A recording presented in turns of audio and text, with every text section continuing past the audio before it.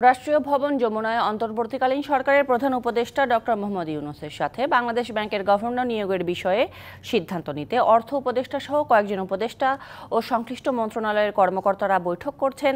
এ ব্যাপারে বিস্তারিত জানাতে যুক্ত হচ্ছেন সহকর্মী সুলতানা স্বর্ণা। স্বর্ণা, জানাবেন বৈঠকের ব্যাপারে এখন পর্যন্ত কি তথ্য আছে আপনার কাছে?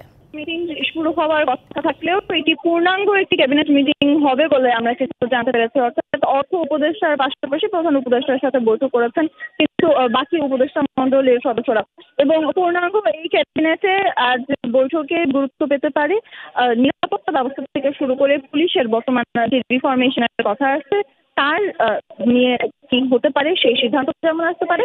তার পাশাপাশি আগামী 15ই আগস্টের সিদ্ধান্তও আসতে পারে, সেদিন ছুটি থাকছে কি থাকছে না।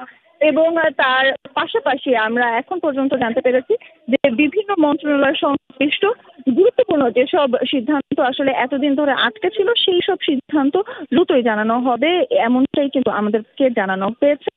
এবং তার পাশাপাশি যদি যুক্ত করি, আজ সন্ধ্যা 7টায় উপদেষ্টা মণ্ডলীর পক্ষ থেকে কিন্তু একটি প্রেস ব্রিফ করা হবে এবং সেখানে আজ এই প্রথম ক্যাবিনেটের মিটিং এ কি সিদ্ধান্ত হলো, কি সিদ্ধান্ত হলো, কারা কারা ছিলেন এবং কারা আসলে কি উপদেশ, কোন উপদেষ্টা কোন প্রস্তাবনা দিয়েছে সে সম্পর্কে কিন্তু তখন জানানো হবে বলে আমাদেরকে এখন পর্যন্ত জানানো হয়েছে।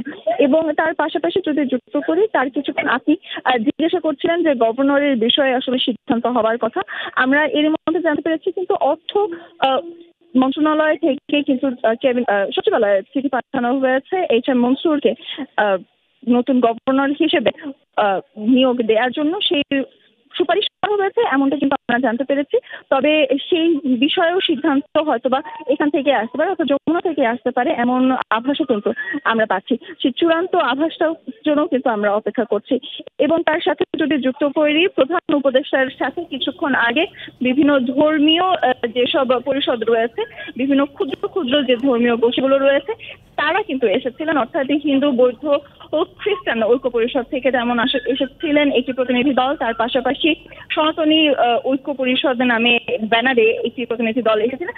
তারা কিন্তু তাদের বিভিন্ন দাবি জানিয়েছেন প্রধান উপদেষ্টাকে এবং তারা কিন্তু বারংবারই জোর দিয়েছেন যে বর্তমান নিরাপত্তা ব্যবস্থা যেন আসলে আরো উন্নত করা হয়। এবং তাদেরকে আশ্বস্ত করে প্রধান উপদেষ্টা জানিয়েছেন যে আগামী যে সরকার বা অর্থাৎ আগামী যে দিনগুলো আছে সেই দিনগুলোতে যেন কোনো মন্দিরকে পাহারা দিতে না হয় সেই বিষয়ে কিন্তু সচেষ্ট থাকবে প্রধান উপদেষ্টা এবং উপদেষ্টা মণ্ডলী, অর্থাৎ অন্তর্বর্তীকালীন সরকার। এমন আশ্বাস কিন্তু তারা পেয়েছেন বলে আমাদেরকে কিছুক্ষণ আগে যখন বিভিন্ন প্রতিনিধি দলের বক্তারা কথা বলছিলেন তখন কিন্তু আমাদেরকে জানিয়েছেন।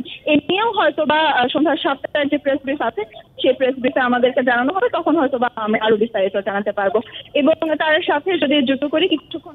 নিশ্চয়ই স্বর্ণা, ধন্যবাদ আপনাকে যুক্ত হবার জন্য।